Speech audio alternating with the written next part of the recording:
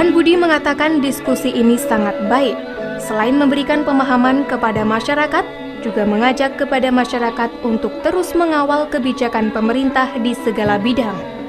Seperti saat ini penggunaan dana alokasi desa oleh pemerintah desa yang rawan diselewengkan juga harus dikawal. Masing-masing kementerian sudah kita beri rekomendasi untuk rencana aksinya. Desember ini nanti ada laporan lagi yang akan kita terima dari kementerian dalam rangka untuk mengawal undang-undang desa, termasuk perubahan PP nomor 40 kalau nggak salah. Lupa saya perubahan PP dengan BPKB. Terkait dengan persoalan perkebunan tadi Pak, lahan perkebunan yang diminta oleh masyarakat itu IP4T. Oh, IP4T ya? Iya. Nah, ini sebenarnya awalnya itu KPK melakukan kajian berkaitan dengan kepemilikan tanah ya, yang tumpang tindih dan juga ada di Kelantan sampai tahun-tahun. Lalu kita lakukan kajian. Kemudian tahun 2013 bersama dengan 4 kementerian tangan yang artinya ada harapan besar Pak? Ada rencana, jadi masing-masing sama itu. Jadi kita ada rekomendasi yang harus dilakukan oleh Kementerian Agraria dan Pertanahan, kemudian juga dalam negeri. Lupa saya. Sejauh ini bagaimana Pak ketika terjadi sedemikian itu Pak? Dari ICW bagaimana Pak? Pertama, satu sisi dana desa harus dilihat sebagai sebenarnya potensi ruang fiskal yang besar di desa. Artinya seharusnya jika alokasi anggaran ini betul-betul didistribusikan, mampu untuk kemudian menggerakkan roda perekonomian dan pertumbuhan di tingkat desa. Hanya saja memang menjadi persoalan di beberapa tempat kesiapan infrastruktur di desa itu sendiri seringkali belum mendukung untuk kemudian pendistribusian dana tersebut. Nah, hanya saja saya kira mau tidak mau sekarang sudah ada kewajiban pemerintah pusat melalui jalur pemerintah daerah untuk segera mendistribusikan dana tersebut kepada desa.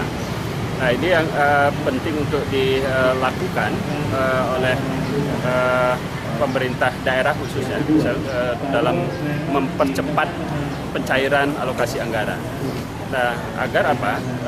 Ruang pertumbuhan di desa juga lebih bisa dimaksimalkan.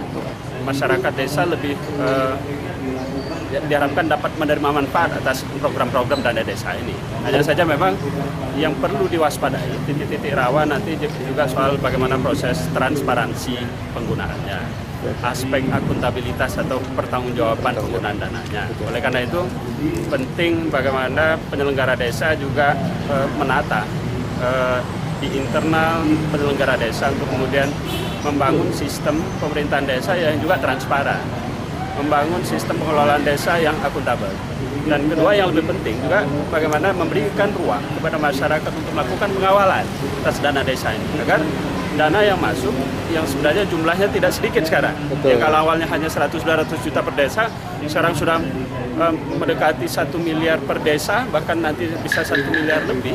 Maka seharusnya dana-dana tersebut harus menjawab soal problem-problem yang ada di desa dan harus memberikan kemanfaatan bagi warga di masyarakat desa. Oleh karena itu, prinsip tata kelola pemerintahan desa yang lebih baik dan lebih bersih itu menjadi prasyarat mutlak di desa. Terkait Juan Budi ke sini, itu masalah undangan kita terhadap masalah kalangan petani yang ada di Blitar Raya ini. Ya, ini ada program IP4T yang melibatkan KPK, yang mana ada MOU antara KPK dengan 4 kementerian. Tadi sudah dijelaskan sama Juan Budi, yang pada intinya saat ini sedang ada pengkajian terhadap IP4T. Dan nanti akan segera koordinasi dengan kementerian terkait untuk mendorong IP4T ini terlaksana di sini. Nah, kalaupun kajian itu ini juga bisa yang endingnya itu menghasilkan dugaan korupsi, seperti kajian haji yang pernah dilakukan oleh KPK yang kemudian muncul korupsi haji. Jadi kita mendorong agar KPK itu lebih aktif, lebih masif untuk percepatan program IP4T tanah untuk rakyat miskin, khususnya baik tanah Blitar yang ada. Mas Tri, terkait dengan undang-undang desa tadi kan perlu adanya pengawalan ya dalam rangka penggunaan anggaran ADD. Ya, pengawalan dana ADD ini harus dari semua pihak, dari semua elemen masyarakat, ya. Dan juga ada pengawalan dari KPK tentunya. Artinya KRPK sendiri juga akan mengawal. Ya, kawan-kawan KRPK dan beberapa sel kerjanya akan mengawal proses pelaksanaan dana tersebut. Dan tadi juga ada sebuah tawaran program yang mana KRPK dan perangkat desa plus ICW juga akan mengawal ya pola-pola pelaksanaan ya dana desa tersebut. Terkait dengan honorer tadi gimana Pak? Ya, benar tadi jelas. Kita mendorong agar ada MOU juga antara pangkat honorer dengan KPK plus beberapa kementerian terkait. Seperti halnya MOU yang telah dinikmati oleh kaum tani. Karena apa? Jelas ada banyak dugaan manipulasi ya yang mungkin akan terjadi dalam tahapan proses pengangkatan CPNS nanti. Karena apa? Historis kita itu jelas menguatkan bahwa beberapa tahun yang lalu ini memang ada manipulasi honorer yang ini dikuatkan ya. Honorer setiap tahun meskipun ada pengangkatan tapi jumlahnya justru malah bertambah. Ini hal yang sangat kontraproduktif. Apalagi kemarin itu salah seorang pejabat Pemkab itu ngomong karena akan memberikan kuota 1.200 untuk ya pengangkatan honorer. Padahal jumlah honorer di sini tidak ada 1.000. Nah ini sudah ada rencana untuk melakukan manipulasi data dan ini kita membutuhkan KPK untuk melakukan langkah-langkah supervisi atau pembuatan MOU agar tidak terjadi manipulasi untuk yang kedua kalinya. Pemirsa, demikian tadi rangkaian khusus perjalanan pegiat anti korupsi Ratu Adil dan KRPK serta mengawal berbagai kasus di Blitar Raya, dan diskusi publik ini diharapkan akan menjadikan pemahaman masyarakat dalam memperjuangkan hak-haknya.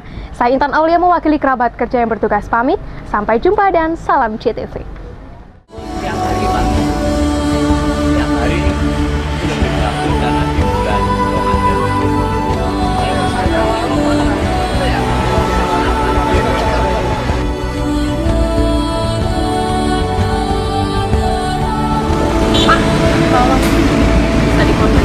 Oh iya bisa. Gimana Bang?